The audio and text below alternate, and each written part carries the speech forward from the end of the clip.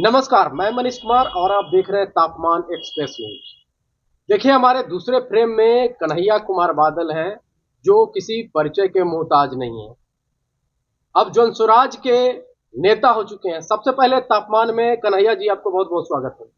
आपको भी बहुत बहुत धन्यवाद पत्रकार बंधु। और तापमान एक्सप्रेस देखने वाले तमाम दर्शकों को ढेर सारी मंगलमय कामना और साधुवाद। सबसे पहले सीधा सवाल रहेगा कि जनसुराज के अब आप नेता हो चुके हैं, कैसा लग रहा है? बहुत अच्छा लग रहा है। जन स्वराज देखिए, लड़ाई अस्मिता की हो तो लड़ना धर्म बन जाता है। ये बिहार की अस्मिता की लड़ाई लड़ने के लिए मैं जनसुराज में शामिल हुआ हूं।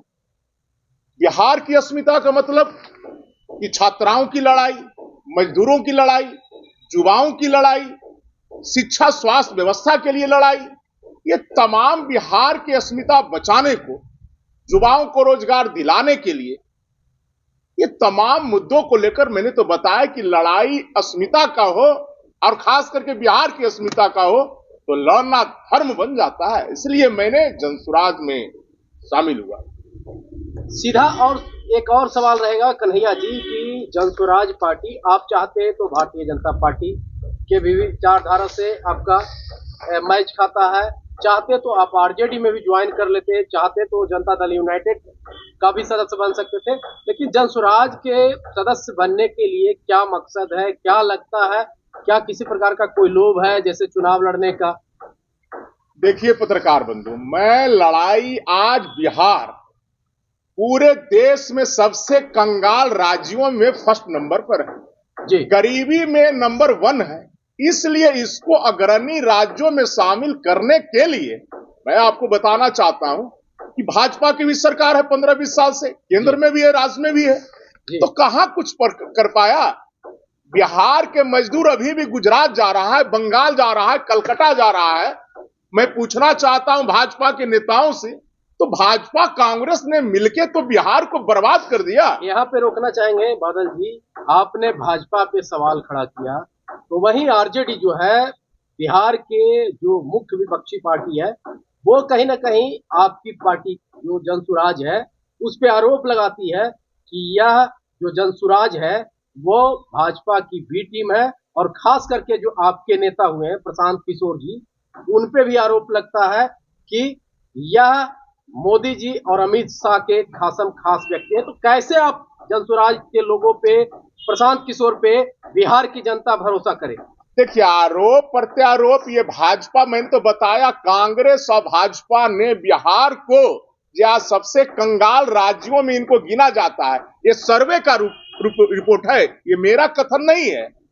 ये सर्वे नीति आयोग का रिपोर्ट है कि सबसे कंगाल राज्यों में बिहार पहला स्थान और सबसे गरीब, जहां कुपोषण का शिकार है 50%, 51.79% लोग जहां कुपोषण की शिकार है, और वहां आप कहते हैं विकास की बात। ये भाजपा कांग्रेस ने तो बिहार के छात्राओं को, युवाओं को, मजदूरों को, भविष्य को बर्बाद कर दिया। तो मेरा सवाल का आप जवाब अलग तरीका से दे रहे हैं। हम सवाल आपसे सीधा पूछ रहे हैं कि आरजेडी का आरोप है आपके पार्टी पे और आपके जो सम्मान नेता हैं प्रशांत किशोर जी के ऊपर कि यह भाजपा का बी टीम है। और प्रशांत किशोर के पास इतना पैसा कहां से आ रहा है, कौन फंडिंग कर रहा है, या जदयू ने भी आरोप लगा दिया है? क्या कहिएगा? भाजपा का अगर बी टीम होते प्रशांत किशोर जी, तो मैं आपको बताना चाहता हूं बंधु, जो आप देख रहे हैं कि नीतीश कुमार को सरकार बनाने में, जो 15 में सरकार बनी, तो उसमें तो प्रशांत किशोर जी सहयोग किए हैं। कितने राज्यों में तो भाजपा हारा है, चाहे ममता बनर्जी हो, चाहे तमिलनाडु के मुख्यमंत्री हो, चाहे नीतीश कुमार जी, लालू जी जिस समय गठबंधन में थे। तो आपका कहने का मतलब है कि भाजपा का बी टीम जनसुराज नहीं है? किसी का बी टीम नहीं है। बिहार की अस्मिता, बिहार के छात्राओं, बिहार के युवाओं, बिहार का जो मजदूर आज गुजरात जा रहा है, बिहार 40 सांसद देता है, और बिहार को मिला क्या? भाजपा ने क्या दिया है? एक मखाना बोर्ड सिर्फ बैठाया, वो भी सिर्फ कागज पर बैठाया है। कब मिलेगा, ना मिलेगा, यहां मिला क्या है? कन्हैया जी, जदयू के जो मुख्य प्रवक्ता है नीरज कुमार, वो आरोप लगा रहे हैं कि जनसुराज, खास करके प्रशांत किशोर, के पास इतना फंडिंग कौन देता है, कहां से देता है? कुछ कंपनियों को नाम भी जिक्र किए हैं, शायद आप लोगों ने सुना होगा। क्या कहिएगा, कहां से सब इतना फंड आता बेबाक है? बात है। माननीय नीरज जी जो एमएलसी हैं, नीतीश कुमार जी का एक नवरत्नों में एक रत्न लेकिन है, सवाल तो तो उठता उनका नहीं, बोलना नहीं, का नहीं, उनके नहीं, पास पैसा सवाल कहां तो से, उठता है ना कि इतना उनके पास पैसा कहां से आता है? बालू और दारू से जो पैसा जाता है उनसे पूछिए कि आपके पास इतना संपत्ति कहां से आया है। माननीय नीरज जी एमएलसी साहब, आपके पास संपत्ति कहां से आया? आपके पार्टी में इतना पैसा कहां से आया है? आप बालू बेचवाते हैं, आप दारू बेचवाते आप हैं। जवाब दे दीजिए कन्हैया जी कि आपके पार्टी के पास इतना फंडिंग कहां से आता है? और प्रशांत किशोर के फंडिंग तो पास वो सबको, कितना लोग को मुख्यमंत्री बनाए हैं, लोग सहयोग कर रहा है, बिहार के युवा सहयोग कर रहा है। क्या बात बोलते हैं? बिहार की आबादी 9 करोड़ है, 13 करोड़ आबादी है, जिसमें 5 करोड़ भी अगर 500 रुपया देगा तो कितना करोड़ रुपया हुआ? वो खुद जो है, बदनाम है तो दूसरा को भी बदनाम करना चाहते हैं। तो क्या लगता है कि प्रशांत किशोर के पास जो फंडिंग है, कहीं ना कहीं जितने भी नेताओं को बनाने का काम किया है उन्हीं के द्वारा, और बिहार के जो युवा लोग जुड़ रहे हैं उनसे क्या प्रशांत किशोर पैसा ले रहे हैं? बता तो रहे हैं कि हम लोग विधानसभा के टिकट के लिए वहां रजिस्ट्रेशन होता है, जिस प्रकार और वहां 21,000 रुपया की राशि दिया जाता है। अभी तक 243 विधानसभा है, 1700 लोग आवेदन कर चुके हैं, तो जोड़िए 21,000 के हिसाब से अभी 1700 हो चुका है। अभी मार्च बाकी है, 11 मार्च तक एप्लीकेशन लिया जाएगा विधानसभा चुनाव लड़ने के लिए। तो तमाम नेता जो दिए, जिनको जिताए हैं, जिनको मदद किए हैं, जिनको ब्रेन दिए, मोदी जी को भी तो शुरू में ब्रेन दिए, हर हर मोदी घर घर मोदी, ये प्रशांत किशोर जी का ही है विकवाक। ये जदयू की सरकार बनाने में, ममता बनर्जी की सरकार बनाने में कितना मुख्यमंत्री को उन्होंने बनाया, उन लोग सहयोग कर रहे हैं और बिहार की जनता सहयोग कर रहा है। लेकिन बादल जी, आपसे सवाल रहेगा कि आपने कहा कि प्रधानमंत्री नरेंद्र मोदी को उन्होंने बनाया, नीतीश कुमार को उन्होंने बनाया, जब अपने सहयोग किया, सही, हाँ ठीक है, सहयोग किए। जब अपने पार्टी का चुनाव लड़ने की बात आती है, तब न विधानसभा के उपचुनाव जो होता है 4 जो विधानसभा में, उसमें भी कहीं ना कहीं जो प्रशांत किशोर जो उम्मीद रखते हैं उस पर खड़ा नहीं उतरते हैं। क्या लगता है एमएलसी वाला में भी जो चुनाव होता है उसमें भी कहीं ना कहीं खड़ा नहीं उतर पाते हैं?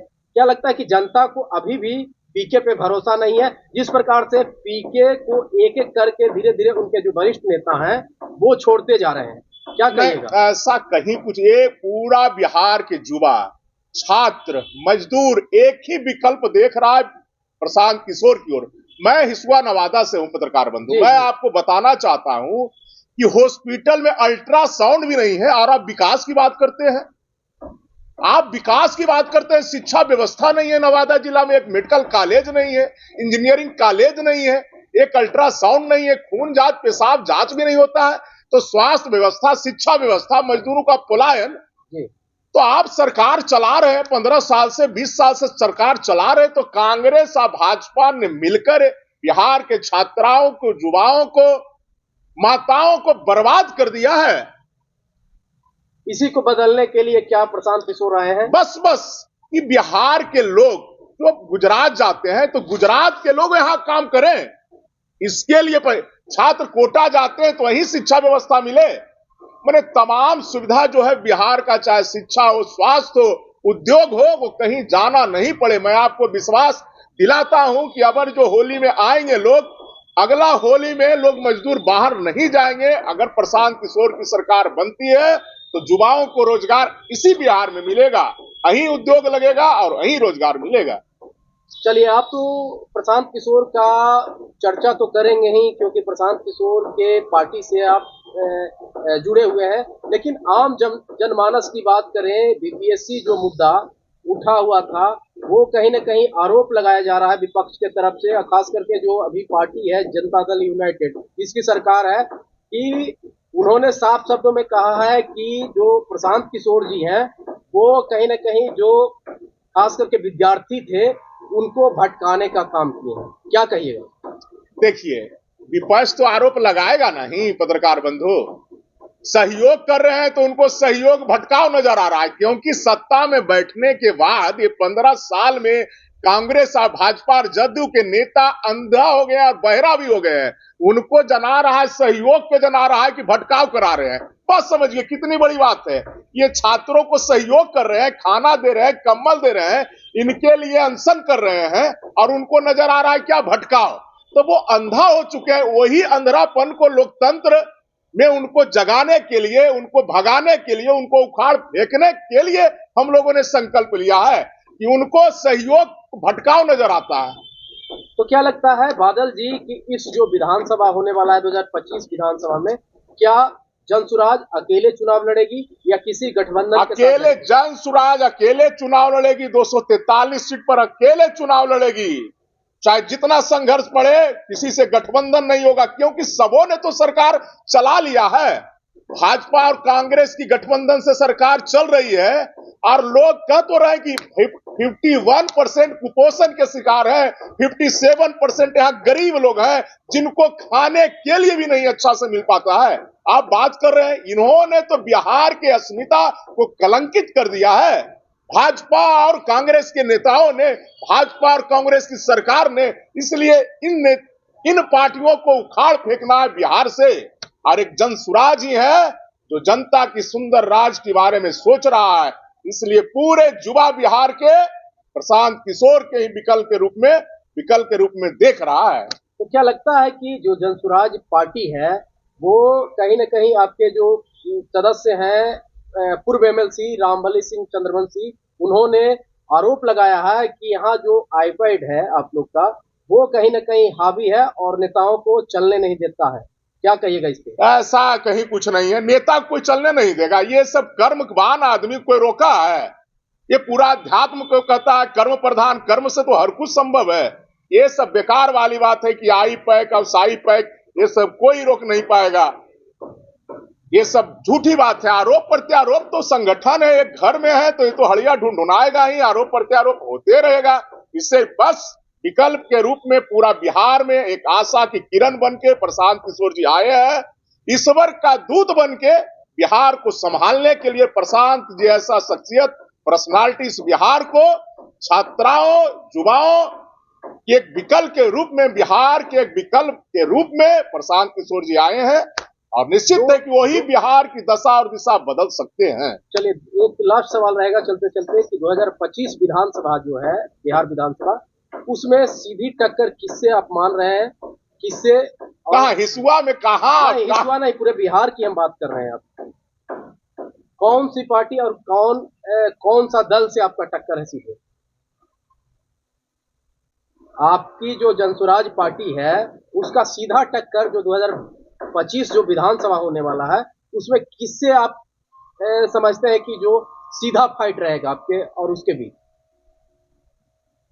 तो हम लोग का लड़ाई तो जनसुराज तो लड़ाई के सामने हमको तो कोई दिखाई पड़ ही नहीं रहा है। मैं किसका नाम ले? लेकिन आपके नेता तो कहते हैं कि हमें सीधा टक्कर है भारतीय जनता पार्टी से। हाँ, तो नेता वो बड़े नेता हैं, मैं इस पर कुछ नहीं कह सकता हूँ। मैं हिसुआ नवादा पूरे बिहार में प्रशांत किशोर जी एक नए विकल्प के रूप में उभरे हैं। पूरा बिहार के छात्र, युवा, मजदूर, किसान एक आशा भरी किरण से प्रशांत जी को देख रहा है। यही शख्स जब आएगा तो बिहार का दशा और दिशा बदलेगा। क्या कन्हैया कुमार बादल भी हिसुआ विधानसभा से चुनाव लड़ेंगे जनसुराज की तरफ से? निश्चित चुनाव तो लड़ेंगे ही ना। जब हम लोग नौकरी शादी व छोड़कर एक समाज सेवा को, एक संघर्ष को अपनाया, 20-25 सालों से संघर्ष कर रहा हूं। इस अनुमंडल बनाने की बात हो, ट्रेन ठहराव की बात हो, व्यवसायियों की सुरक्षा की बात हो, किसानों के खाद की समस्या, तमाम मुद्दों को लेकर मिल चुका है प्रशांत किशोर की तरफ से आपको? वहां संघर्ष करने वालों को टिकट दिया जाता है। सही सोच, सही लोग, सामूहिक प्रयास। कन्हैया कुमार बादल संघर्ष कर रहा है, इसलिए चुनाव लड़ेगा ही। 25 में निश्चित है प्रशांत जी चुनाव लड़ाएंगे। एक निगेटिव सवाल रहेगा, शायद बुरा भी लगे, यदि प्रशांत किशोर आपको हिसुआ विधानसभा से चुनाव नहीं लड़ाते हैं तो क्या कन्हैया कुमार बादल निर्दलीय चुनाव लड़ेंगे? इस पर अभी नहीं कह सकते हैं, नहीं दिया जाएगा, निगेटिव क्यों सोचते हैं? कभी नकारात्मक पत्रकार बंधु सोचना ही नहीं चाहिए। चूंकि पत्रकार है तो सवाल पॉजिटिव नेगेटिव तो रहेगा ही रहेगा आपसे। बहुत सारे नेताओं का ऐन वक्त में टिकट कट जाता है। मैं बिहार की दशा और दिशा बदलने के लिए, बिहार को देश में अग्रणी राज्यों में शामिल कराने के लिए, छात्र युवाओं को बिहार में रोजगार मिले, इसके लिए मैंने जनसुराज का दामन थामा है और थामे रहूंगा। बात टिकट की तो बात कुछ समय पता चल जाएगा आपको भी। अगर प्रशांत किशोर कह दें कन्हैया कुमार बादल को कि इस बार आप मने रुकिए, अगला बार देखेंगे, क्या कल क्या होगा? वर्तमान में पत्रकार बंधु जीना चाहिए। कल क्या होगा? कल कन्हैया कुमार बादल इस धरा पर रहेगा नहीं रहेगा, इसलिए मैं वर्तमान में जीता हूं। मैं बिहार के दशा को सुधारने के लिए, ये जो बिहार की अस्मिता है पर जो ठेस लगा है, जो बिहार की धरती विलाप कर रही है, रो रही है, बिहार की धरती रोने के मतलब यहाँ छात्र रो रहा है, छात्रों पर लाठी चार्ज हो रहा है, सारे शिक्षकों पर लाठी, जो देश के भविष्य को निर्माण करने उस पर लाठी चार्ज हो रहा है, आंगनबाड़ी सेविकाओं पर लाठी चार्ज हो रहा है। तो यहाँ के तो धरती मां विलाप कर रही है कि इन लोगों ने, भाजपा और कांग्रेस और जदयू के नेताओं ने बिहार को बर्बाद कर दिया। एक नई किरण के रूप में प्रशांत किशोर जी आया है और वो बिहार की धरती मां को आंख के आंसू पोंछने के लिए संकल्प लिया है। उसी के साथ कन्हैया कुमार बादल है और रहेगा। चलिए, हमारे साथ थे जनसुराज के नेता कन्हैया कुमार बादल। इन्होंने साफ शब्दों में कहा कि जनसुराज का जो सोच है वो कहीं ना कहीं बिहार वासियों के लिए अच्छा है और हितकारी है। इनसे जब हमने सवाल किया कि क्या इस बार का जो विधानसभा होगा उसमें क्या कन्हैया कुमार बादल जनसुराज से चुनाव हिसुआ विधानसभा से लड़ेंगे, इन्होंने बहुत ही अच्छे लहजे से साफ शब्दों में कहा, अपने नेता को अभी बचाव किया कि जो वहां पे खास करके जनसुराज में जो मेहनत करता है, जो कर्म करता है, उसको फल मिलता है। हालांकि अन्य पार्टियों की बात करें तो इन्होंने साफ शब्दों में उस पे भी कटाक्ष किया, चाहे जनता दल यूनाइटेड की बात करें तो उनसे भी, और खास करके जो जदयू के प्रवक्ता हैं उन पे सवाल खड़ा किया कि आप अपने पार्टी को बताइए कि आपकी पार्टी का जो फंडिंग आता है, आपके पास जो पैसा आता है, ये कहां से आता है। वहीं इन्होंने ये भी बता दिया कि इस बार जो 2025 विधानसभा होने जा रहा है उसमें सीधी टक्कर ना कोई आरजेडी से है, ना कोई जदयू से है, सीधा टक्कर भारतीय जनता पार्टी से है। नमस्कार, प्रणाम।